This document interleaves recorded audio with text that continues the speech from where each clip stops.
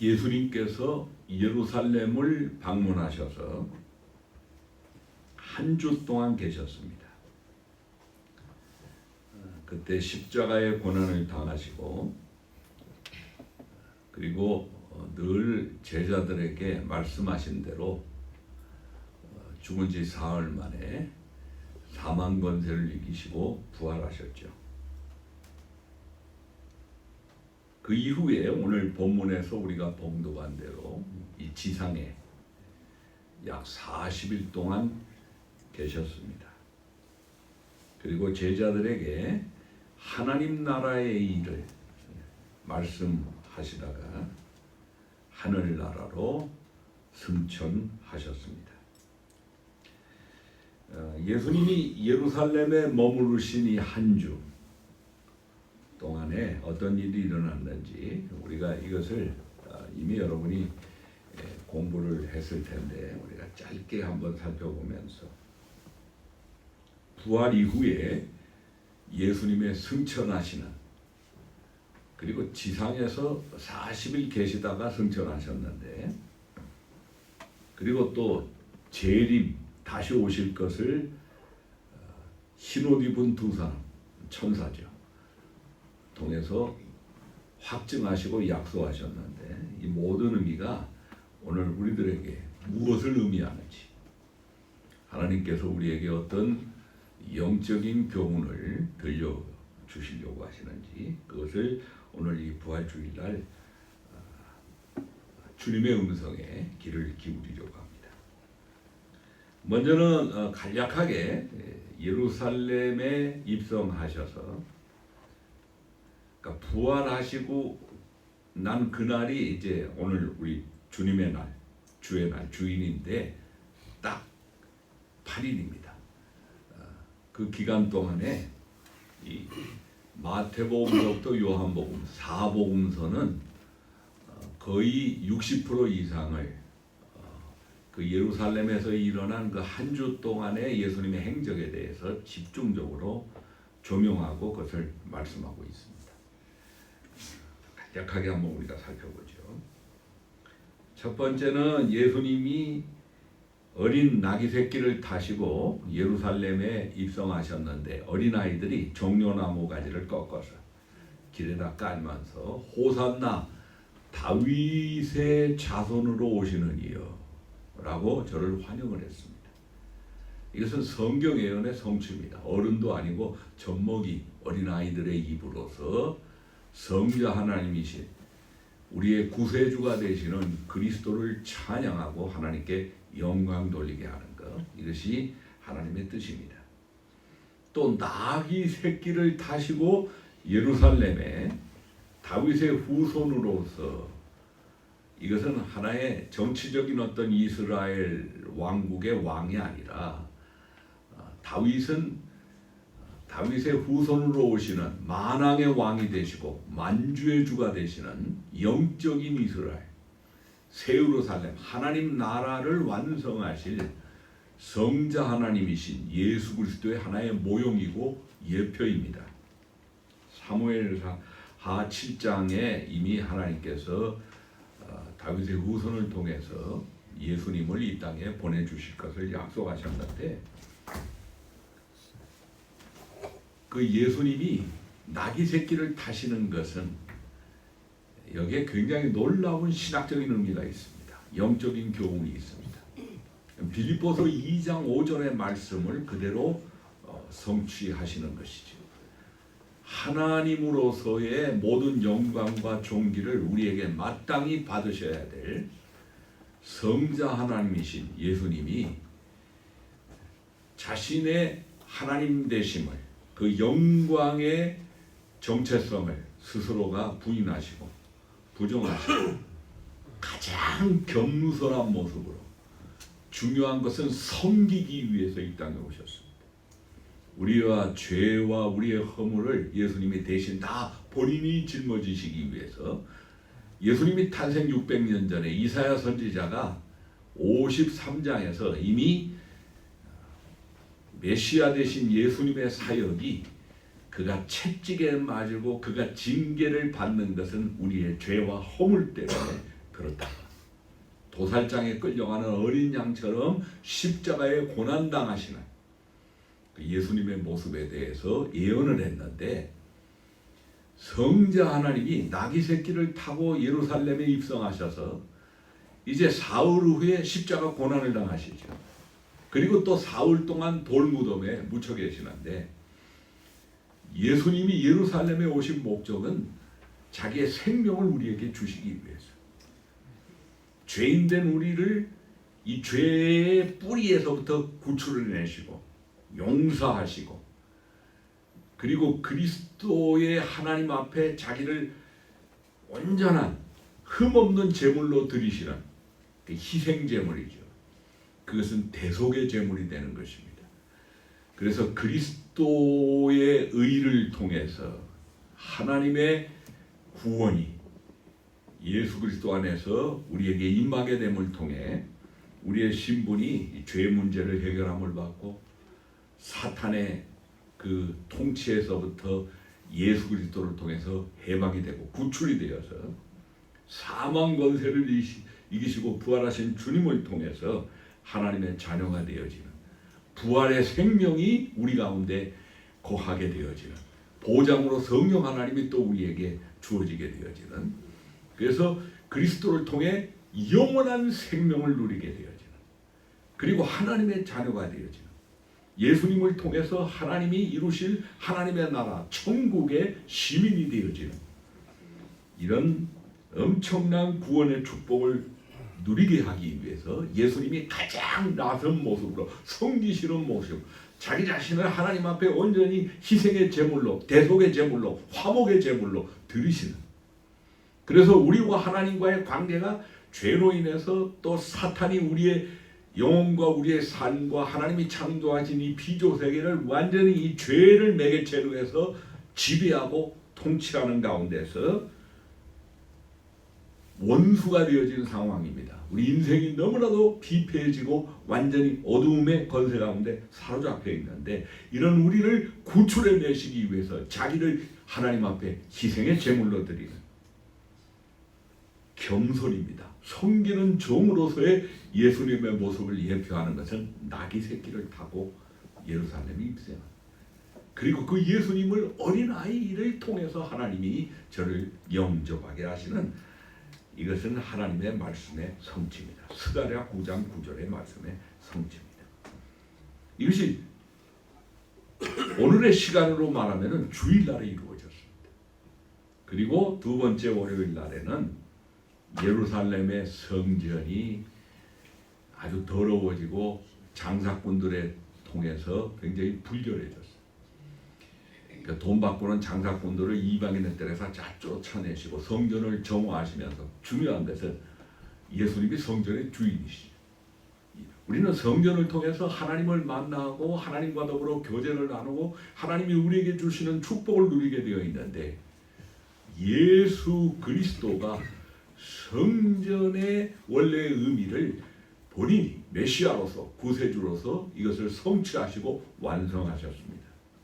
그래서 우리가 구약의 성전에는 희생 제물을 가지고 하나님께 나가야 되는데, 1년에 한 번은 제사장이 모든 죄, 자신의 죄뿐만 아니라 다 소나 또는 양에게 정가를 시켜서 그 피를 가지고 지성소로 들어가서 피를 뿌리고 하나님의 죄의 사함을 구하고 또 하나님 앞에 제물을 드리는, 예수님 자신이 제사장이 되시고 제물이 되셨습니다. 그래서 예수 그리스도가 하신 구속사역을 통해서 십자가의 죽으심과 부활하심과 승천하심과 살아계신 주님, 그분이 우리와 함께 하심을 통해서 우리가 이제는 예수 그리스도 안에서 하나님의 보좌 앞에 그냥 바로 나아가는 길이 열려지게 된 것이죠. 그래서 하나님을 아버지라고 부르고, 성령 하나님이 우리 가운데 거하시면서 우리가 하나님의 성전에 살아있는, 그래서 우리도 모르게 영적으로 성장해지는, 하나님의 모습을 닮아가는, 자녀로서 아버지의 모습을 닮아가는 이러한 성화의 거룩함의 영적 성장의 축복이 우리에게 임해지는데, 이것은 예배를 통해서 하나님 그리스도를 통해서 하나님과의 교제를 통해서 만남을 통해서 이루어지는 그러니까 성전이 바로 예수님 자신입니다. 그런데 그 성전이 내 집이라고 말씀하시고 하나님 앞에 온전하게 기도하는 집이라고 말씀하시는 바로 그것이 그리스도를 통해서 성취되어진 것입니다. 세 번째는 감난산에 오르셨습니다. 제자들의 질문에 감난산 고별 설교, 마지막 날에 이루어질 일에 대해서 말씀하시면서 특별히 경계하시고 경고하시고 예수님이 십자가의 고난을 당하시지만 사탄의 공격에 의해서 악인들의 모략에 의해서 그러나 그것은 하나님의 정하신 뜻입니다. 오히려 십자가의 고난을 통해서 부활하심을 통해서 하나님과 우리와의 막혀있는 또 사탄이 우리의 인생을 지배하고 이 피조세계를 지배하는 그 근원적인 죄와 사탄의 그 건세 뿌리를 뽑아내시고 그 사망 선고를 사탄에게 지옥 심판을 선고하시는 역설적인 하나님의 은혜의 역사가 일어나는데 십자가의 죽으심은 결국은 부활의 영광을 약속하는 하나님의 놀라운 손길이 있는 것인데 그러나 예수님이 십자가의 고난을 당할 때 제자들이 너무나도 두려움 가운데 사로잡혔습니다. 주님께서 미리 여러 번 말씀하셨는데도 불구하고 그걸 제대로 듣기는 들어도 이해를 못했습니다. 막상 겟세마네 동산에서 밤을 새면서 땀방울이 핏방울이 되도록 자신의 고난을 하나님 앞에 온전하게 준비하시는 그러면서 베드로와 요한에게 함께 기도할 것을 요청하시면 어떤 제자도 예수님의 그 고난을 이해하지 못하고 동참하지를 못했어요. 동참할 수도 없는 것이죠. 주님이 홀로 외롭게 우리 하나님을 반역하고 대적하는 우리 모든 죄와 허물을 그분이 짊어지시고 고난의 골고다의 길을 걸어가셨는데 고난이 있지만은 제자들이 뿔뿔이 흩어지지만은 심지어는 베드로를 그날 밤에 가야바 제사장의 신문을 받는 거기에 어린 하녀 소녀가 당신은 예수님을 따르던 이거 일파 중에 그 우두머리 아니냐 이렇게 말했을 때 나는 예수를 알지도 못한다. 심지어는 예수님을 저주까지 하는 자기가 살기 위해서 그냥 완전히 그 자기도 모르게 예수님을 배반하는 두려움에 사로잡힌 것이죠. 사탄의 그게 농락당하는 베드로의 비참한 모습까지도 주님께서 미리 다 말씀하시고 그러면서 그러나 부활의 영광이 있을 것이다. 그리고 이 고난을 하나님이 얼마든지 감당할 수 있도록 하나님의 백성들을 보호하시고 지켜주실 것이다. 약속을 하십니다. 그러면서 이제 예수님의 부활 이후에 오순절 성령 강림을 통해서 세워질 그리스도의 몸된 이 신약교회 우리 교인들에 대해서 말씀하십니다. 예수님이 고난당하신 것처럼 사탄은 예수님만 공격한 것이 아니라 우리 교회를 끝까지 예수님이 재림하는 그날까지 계속 공격하고 하나님의 백성들을 대적하는 그래서 예수 믿는 것은 하나님으로부터 구원받는 그런 영광과 기쁨도 있지만 천국의 소망이 있지만 영생의 기쁨이 있지만 그러나 우리가 육신을 입고 이 땅에 사는 동안에 사탄은 끊임없이 예수님을 대적하고 공격한 것처럼 오늘 하나님의 백성들을 교회를 대적하고 핍박하고 그래서 특별히 예수 믿는 것은 영광만 받는 것이 아닙니다. 거기는 고난도 있다고 주님이 말씀하시고 또 베드로를 통해서 경고하시고 바울을 통해서 말씀하시는 거죠. 예수 믿는 것 가운데 사탄의 공격이 있는 것을 우리가 보게 됩니다. 선교 현장에서도 한 번도 복음을 듣지 못하는 완전히 어두운 가운데 있는 마귀가 그냥 왕노릇하는 그런 문화권의 그런 종족들 가운데 선교사가 들어가서 복음 전하게 될 때 굉장히 치열한 이 어두움의 도전이 있습니다. 아주 피튀기는 영적 싸움이 있는 것입니다. 때로는 하나님이 허락하신 것이지만은 때로는 복음 전하는 전도자나 선교사가 순교하기도 하는 것이죠. 그러나 여기서 약속이 있습니다. 예수님이 사망 권세를 이기시고 부활하신 것처럼 그리고 사탄에 있는 모든 공격이 결국은 하나님의 선하신 뜻을 이루게 하는 것처럼 오늘 우리 교회나 우리 성도들에게 임하는 이 고난과 시련과 이 환난은 오히려 영적으로 우리 하나님의 자녀의 우리 하나님의 아들과 딸의 믿음을 순금처럼 단련시키는 믿음이 아주 아름다운 믿음으로 하나님께서 준비시키시는 그리고 천국 백성으로서 하나님의 통치와 하나님의 능력과 하나님의 지혜를 우리가 고난을 통해서 체험하게 하시는 우리가 겸손하지 않으면은 하나님의 은혜가 우리에게 충만하게 임하진 않죠. 교만할 때 하나님께서 우리에게 은혜를 주실 수 없죠. 그런데 이 고난과 환난은 우리 성도들로 하여금 우리 교회로 하여금 우리가 평안하고 모든 것이 부요할 때는 우리도 모르게 너무나도 편안하기 때문에 내가 누리는 이런 자유와 내가 누리는 이런 모든 편안함과 내가 누리는 이런 모든 어떤 축복이 이것이 마치 당연한 것처럼 그렇게 해서 우리도 모르게 영적으로 교만해질 수가 있는 것입니다.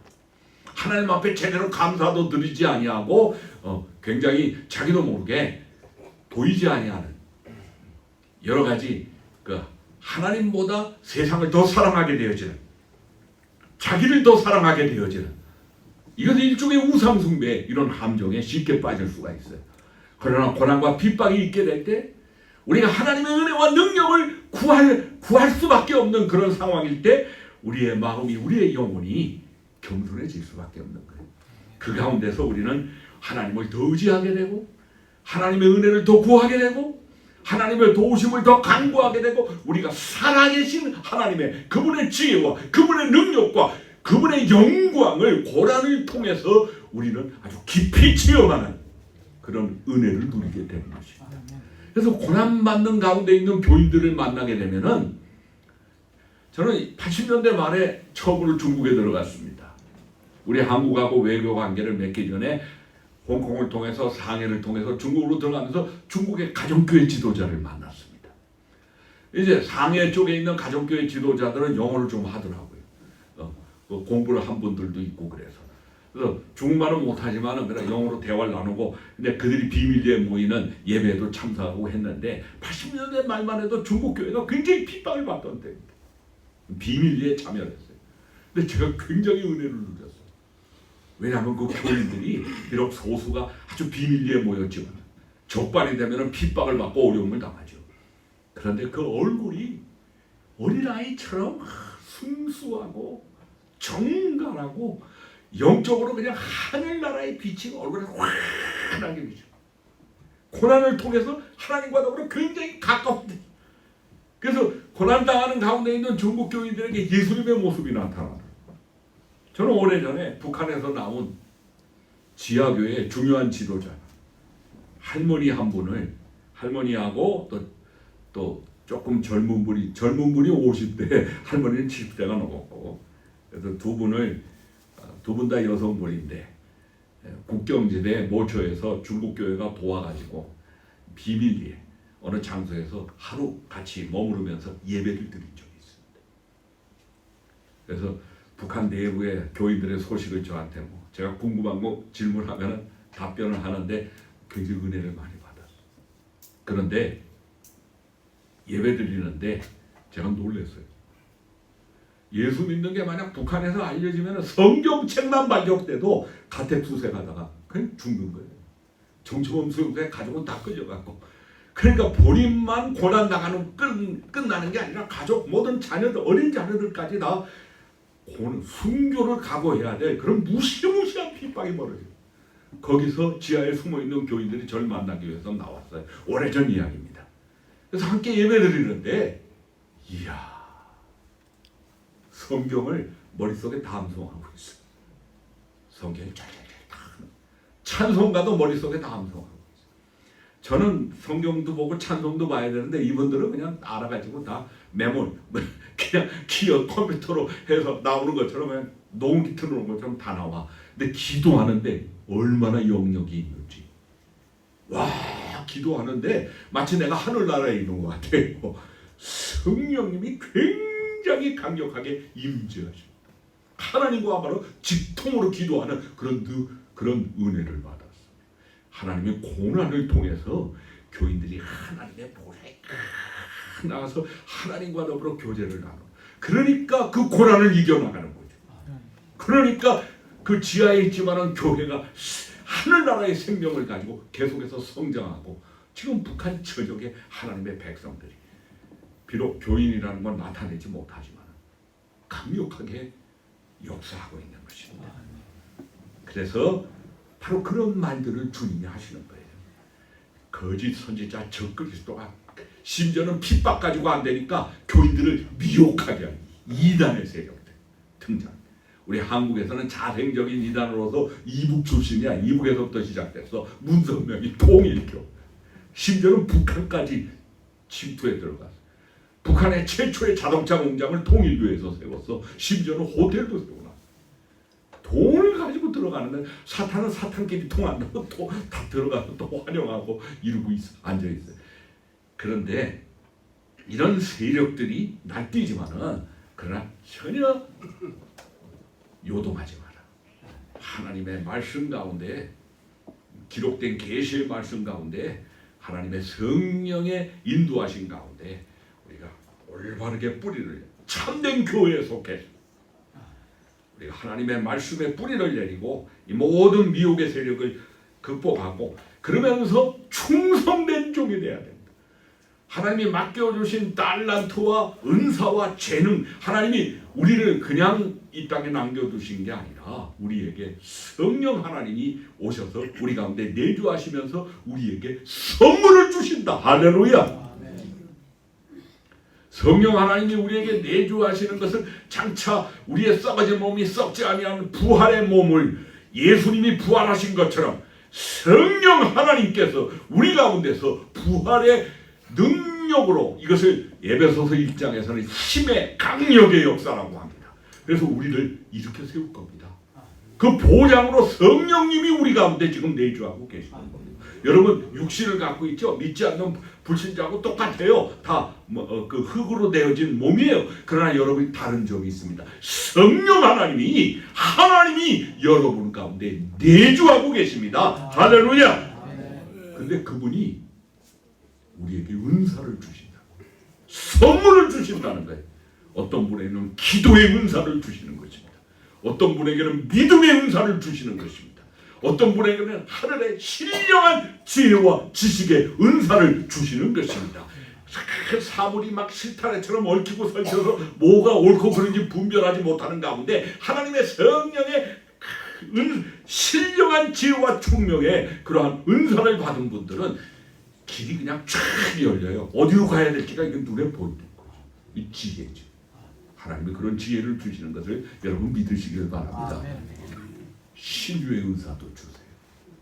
특별히 고난받는, 핍박을 받는, 생명을 걸고 예수를 믿어야 되는 이런 상황에 있는 교회, 고난받는 교회 가운데 이 신유의 은사가 굉장히 강합니다. 대표적인 데가 북한이에요.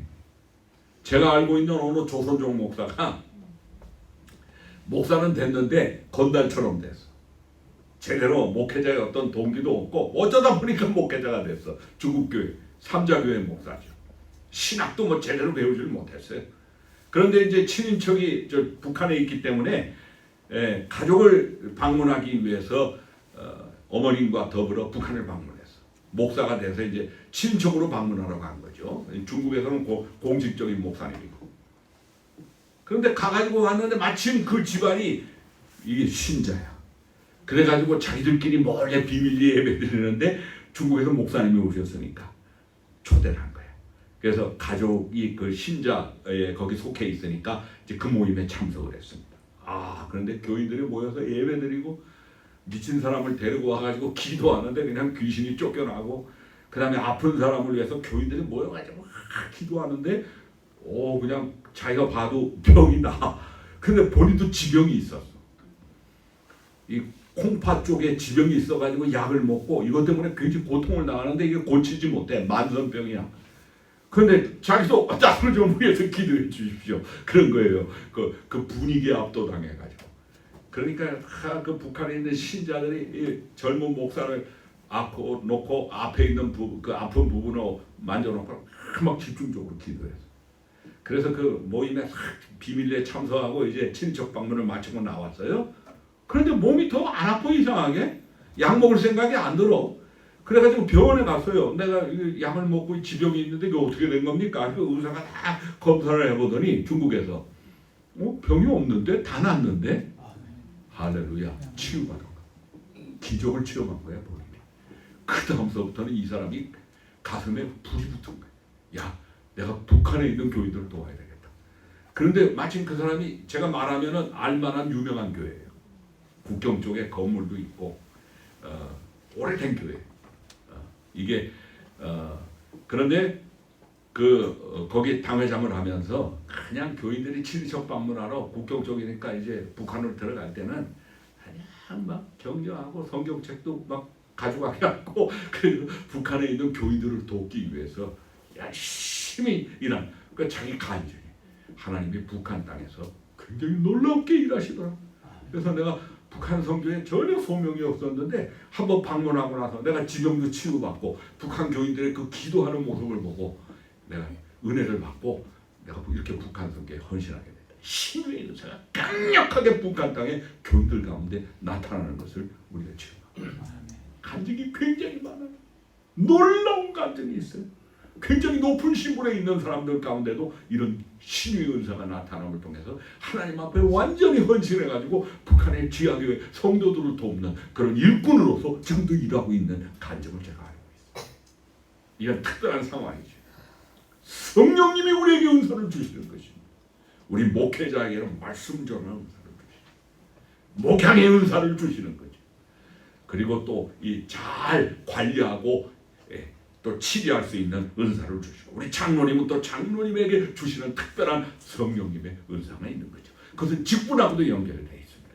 하나님은 충성스러운 종이 되라. 지혜로운 종이 되라. 슬기로운 기름과 등불을 다 준비한 그런 다섯 처녀가 되지 등불은 있는데 기름이 없어. 그래가지고 신랑이 왔는데 이게 등불을 기름이 없어가지고 신랑을 영접을 못해. 한 사람은 열심히 아주 그 밭에 나가서 일을 해.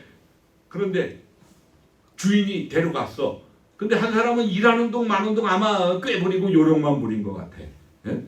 많은 걸 주인이 다 줬는데 일할 수 있도록. 근데 그거 쓰지도 않고 그냥 맨날 요령만 부리니까 믿음이 없는 거죠. 달란트를 받았는데 땅속에 묻은 거예요. 우리 주인은 굉장히 성격이 아주 곱고 엄중한 사람이라 이거 내게 준 달란트 이거 제대로 활용 못하면은 그러니까 아예 땅에다 묻어놓자. 하나님이 주신 은혜를, 하나님이 주신 은사를, 하나님이 주신 능력을, 하나님이 주신 지혜를 제대로 활용을 못하고 책망만 그런 비유가 나오는 것입니다. 다섯 번째 목요일 날은 좀 뛰어가지고 성찬 예식을 제정을 합니다.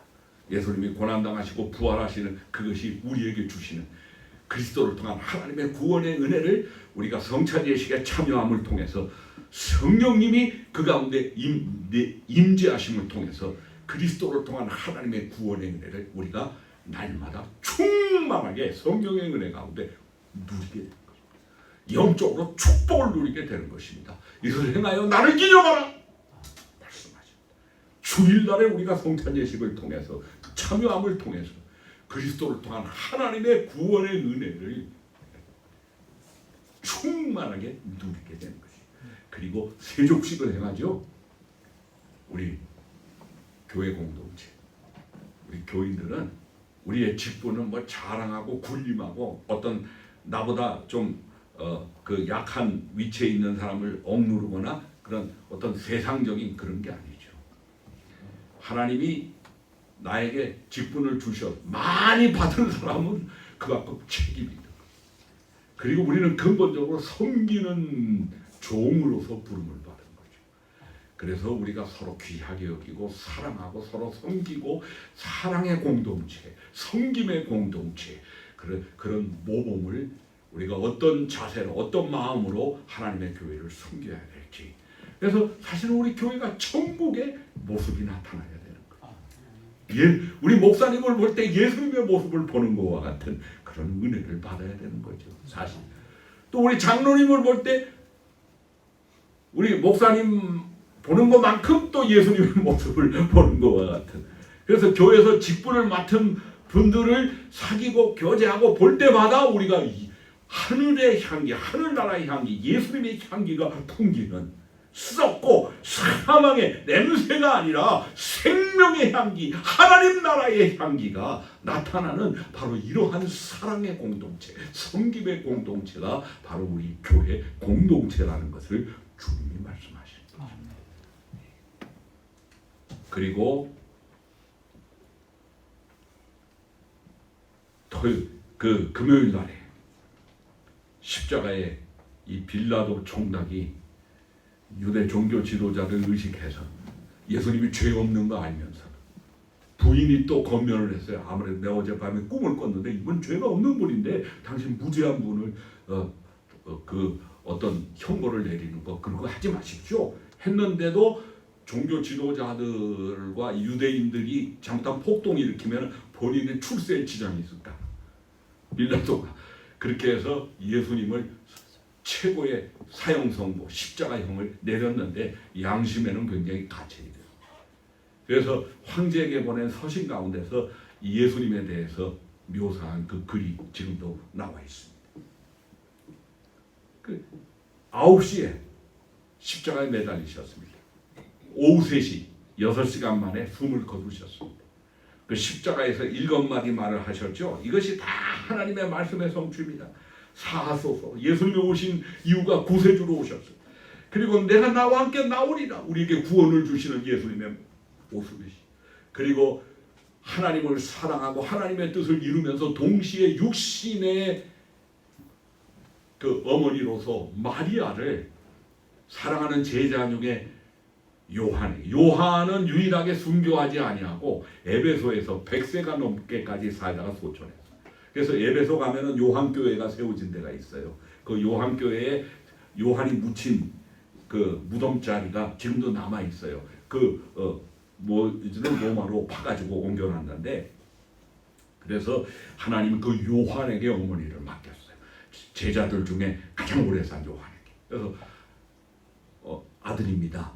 요한에게는 네 어머니다.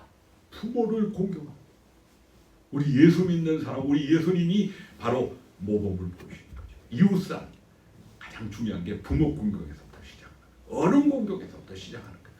예수님께서 그것을 십자가에서 그 고통을 당하시면서도 부모를 공경하라고 말씀하신 것입니다. 그리고 하나님 앞에 완전히 자기를 제물로 드렸어요. 그리고 고통을 당하시고 목마르다. 그리고 다 이루었다 말씀하시고, 그리고는 자기의 영혼을 내가 아버지 손에 의탁합니다. 성자 하나님의 구속사역이 성부 하나님과 더불어 이루어지고, 그리고는 오순절에 성령 하나님이 강림하셔서 예수님을 통한 하나님의 구원을 성부 하나님, 성자 하나님, 성령 하나님, 삼위일체 하나님의 역사라는 거 하는 것을 주님께서 그것을 말씀하신 것입니다. 안식 후 첫날 주일입니다. 주일에서 주일을 돌아왔습니다. 초실절의 첫 열매는 금요일날 유월절 하시고, 그리고 사흘째 되는 날 무교절, 그 다음에 초실절 사망 권세를 이기시고 예수님 부활하셨습니다. 우리 모든 신자들의 부활의 첫 열매가 계셨습니다. 부활하신 그날 주의 날이 예배하는 모든 신자들에게 부활의 주임을 통해서 하나님이 우리에게 주시는 모든 구속의 은혜, 하나님의 구원의 축복이 오늘 주의 날에 이 예배의 그리스도를 통해서 하나님 앞에 참된 신령과 진정의 예배를 드리는 우리 모두에게 충만하게 임재하고 약속이 성취되어지는 것을 여러분 믿으시기를 바랍니다. 왜 예수님이 40일 동안 지상에 계셨는가? 첫 번째는 예수님의 부활을 제자들이 체험하게 하시고 확실하게 믿게 하도록 40일 동안 제자들과 함께 부활하신 이후에 지상에 계신 것입니다. 막달라 마리아와 수산나 마리아, 연약한 여성들 가운데 주님이 나타나시고 저들과 더불어 대화를 나누셨습니다. 또 베드로와 요한에게 나타나셨습니다. 제자들이 두려워가지고 무서워서 다락방에서 숨어가지고 있는데 저들 가운데 부활하신 주님이 나타나셨습니다. 도마는 마침 거기 없었어요. 야, 난 도저히 못 믿겠다. 이게 무슨 너희들 유령을 본 거 아니냐, 헛거 본 거 아니냐. 나는 내가 직접 손으로 내가 직접 확인하지 않으면 난 못 믿겠다. 의심만은 도마라 그랬잖아요. 도마에게 나타났어요. 그래서 그의 못자국 난 손을 만지게 하시고 옆구리 창자국 난 데를 직접 만지게 하셨어요. 몸이요. 그러나 부활하신 몸이다. 그러나 몸이 그 모습이 그대로 있는 거죠. 도마는 거기서 오 주님은 정말 하나님의 아들이십니다. 신앙 고백에서 인도에 가서 순교했습니다. 그리고 엠마오 자기 고향으로 내려가던 글로와와 제자 연약한 근데 주님께서 그와 더불어 동행하시면서 대화 나누시고 식사하다가 갑자기 눈이 밝아지면서 부활하신 주님을 알게 되었습니다. 그러면서 특징이 있어요. 내가 십자가에 고난받고 죽는 건 이미 선지자를 통해서 모세를 통해서 이미 말해진 거고 다윗을 통해서 이미 말해진 거고 그리고 내가 너희들에게 누차 그 성경대로 내가 고난받을 것을 이야기했는데 왜 그걸 믿지 않느냐. 이 믿음이 없는 자들아, 이 마음이 완악한 자들아, 제자들을 꾸짖으시며 부활하신 주님이 자기의 모습을 나타내신 것입니다. 그리고 성교의 명령을 주신 것입니다. 그리고 오순절 성경 강림을 약속하신 것입니다. 여러분 고린도전서 15장 6절에 보면은 500명이 넘는 제자들 가운데 부활하신 주님이 나타나셨습니다. 그러니까 제자들이 예수님의 부활을 40일 동안 아주 확실하게 체험했어요. 본인들이 확증했어요. 그러니 사망 권세를 이기시고 부활하시고 승천하신 주님을 생각하면 이 세상에 두려울 거 무서울 거 없는 거죠. 복음을 따뜻하게 거의 다 순교했지만은 그러나 이미 주님이 말씀하신 거예요. 순교가 문제가 아니에요. 썩어진 몸이 썩지 아니한 부활의 몸을 입고 영광 가운데 승리하게 될 것을 제자들이 다 확신하고 있는 거죠. 그러니까 사망이 두렵지 않은 것이죠. 육체적인 사망, 오히려 영과 육을 아울러 지옥에 던져서 멸하실 하나님이 두려운 것이죠. 그러면서 두 번째는 부활하신 예수님의 모습처럼 우리 교인들도 예수님의 모습처럼 부활하게 될 것을 주님께서 미리 우리에게 알게 해주신 것입니다. 여러분 고린도전서 15장 49절에 우리가 흙에 속한 자의 형상을 입었어요. 아담으로부터 시작해서 이제 유전으로 해서 우리가 인간. 그런데 사망 권세를 이루시고 부활하신 예수님은 새로운 몸이에요. 부활의 몸이에요. 바로 그 하늘에 속한 부활의 그 몸의 영광을 예수님을 통해서 우리 모두가 입게 되리라. 할렐루야. 아멘. 이스라엘 것이 반드시 썩지 아니함을 입겠고 이 죽을 것이 죽지 아니함을 입으리로다. 54절. 사망아 내 쏘는 것이 어디 있느냐. 부활의 주님의 능력과 영광이 우리 모두에게 있다고 하는 것을 여러분 오늘 주일날에 부활 주일날에 확실히 믿으시기 바랍니다. 예수님의 부활은 예수님 유대에 이렇게 예수님이 부활하심을 통해서만 나타나는 게 아니라 성경 66권에 하나님은 유대의 법적 유대 문화의 법적인 사실로 그것이 확증을 내려면 최소한도 두 사람의 이상의 증인이 동일한 사실을 증언해야 돼요. 그런데 구약 39권 구약 27권 죄송합니다. 신약 39권에 신구약 성경 66권에 예수님의 부활에 대해서 하나님이 굉장히 많은 증인을 세워주셨습니다. 에녹이 있고 엘리야가 있습니다. 사르밧 과부의 아들이 있습니다. 마르다와 마리아의 오빠 나사로가 있습니다. 회당장 야이로의 딸이 있습니다. 심지어는 사도 중에 지도자적인 사도 베드로가 사역을 할 때 요빠의 도루가를 다시 살려냈습니다. 그리고 이방인의 사도로서 특별히 하나님께 부름받은 이 바울이 사역할 때 드로아의 한 청년 유두고가 숨이 끊어져 죽어 있었는데 다시 살려냈습니다. 부활의 허다한 증이지 있습니다. 오늘 이 부활하신 주님이 우리의 교회의 머리가 되십니다. 오늘 우리 교회의 주인이 되십니다. 오늘 우리의 삶의 주인이 되십니다. 나의 주님이 되십니다. 그러면서 그분이 우리 교회 공동체, 그리스도의 몸된 우리 교회 공동체를 통해서 지상대명령, 오늘 사도행전 1장 6절로 8절, 오직 성령이 너에게 임하시면, 성령이 이미 임하셨습니다. 그래서 오순절 성령 강림을 통해 신약교회가 탄생했습니다. 그러면 우리가 교회에 다 지체로서 하나님이 우리를 불러주셨습니다. 성령 하나님이 교회 공동체 집합적으로 내주하시고 또한 객체적으로 우리 가운데 내주하고 계시는 것입니다. 그러면서 성령이 너에게 임하시면 너희가 권능을 받고, 여러분들은 보통 사람이 아니에요. 하나님의 능력 가운데 있는 사람들, 권능을 받은 사람. 저는 종종 목회하는 가운데서, 제가 82년도에 군목으로 들어가기 전에 목사 안수를 받고 이제 군목 공군으로 들어가서 이제 지금까지 은퇴를 했지만은 한 4년 동안 목사 안수를 받았는데 귀신 들린 사람을 여러 번 만났어요. 그런데 우리는 귀신 들린 사람인지 아닌지를 눈을 보면 알아요. 그래서 안에 귀신에 사로잡힌 게 보여요. 보이는데 그 귀신 들린 사람이 또 나를 알아봐요. 왜? 내 안에 예수의 형 성령 하나님이 있는 거를, 영적인 존재는 알아봐요. 그러니까 자기도 모르게 어이구 너 저 뭐 왕자님이네, 뭐 하늘나라에 속해 있네, 뭐 이러면서 두려워서 벌벌 떠는 거를 제가 봤어요. 예수님 하나님의 성령이 우리 가운데 있어요. 우리가 하나님의 사람들, 바로 능력을 주시는 것입니다.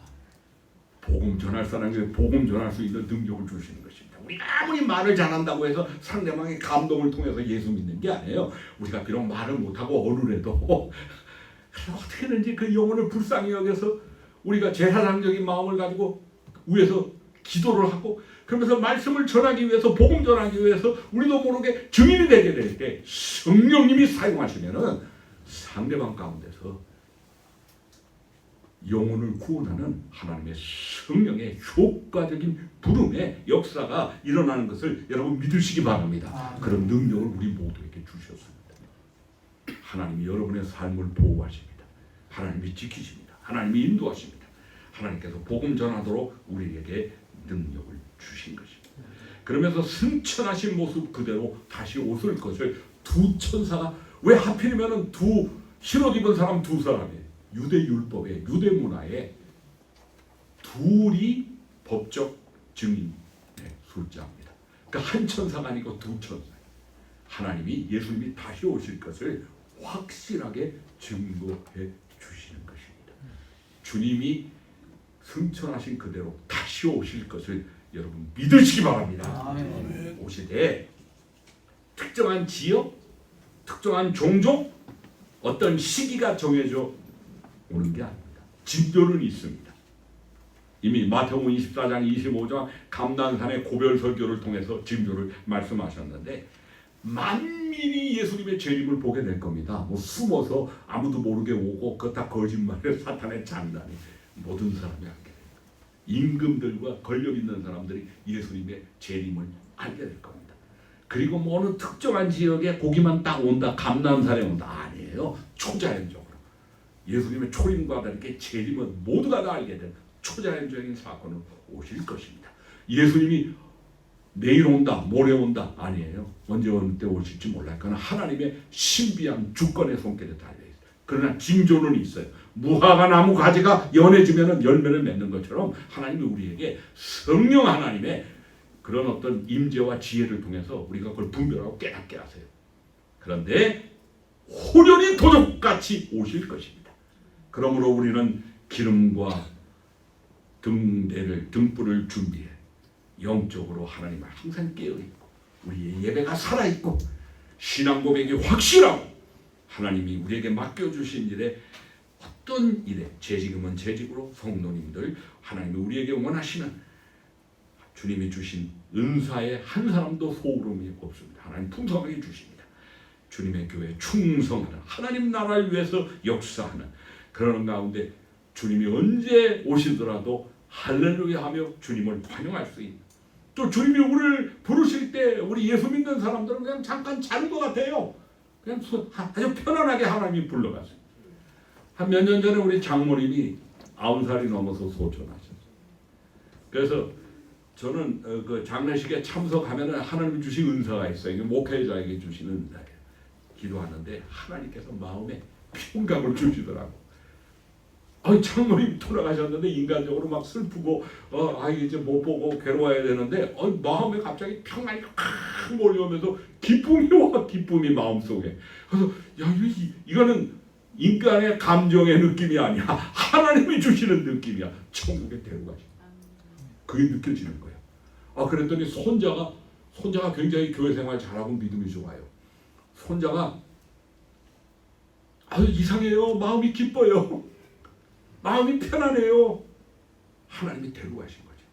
하나님, 우리 예수 잘 믿는 우리 성도들, 우리 교인들의 그 소처는 얼마나 아름다운지 몰라요. 평화로운지 몰라요. 그냥 잠깐 자는 거예요. 이미 주님의 부활의 영광 가운데 주의 품 안에 이미 있는 거예요. 여러분, 복된 부르심을 받는 주님의 재림을 기쁨으로 찬양으로 맞이하는 저와 여러분이 되시기를 주의 이름으로 축원합니다.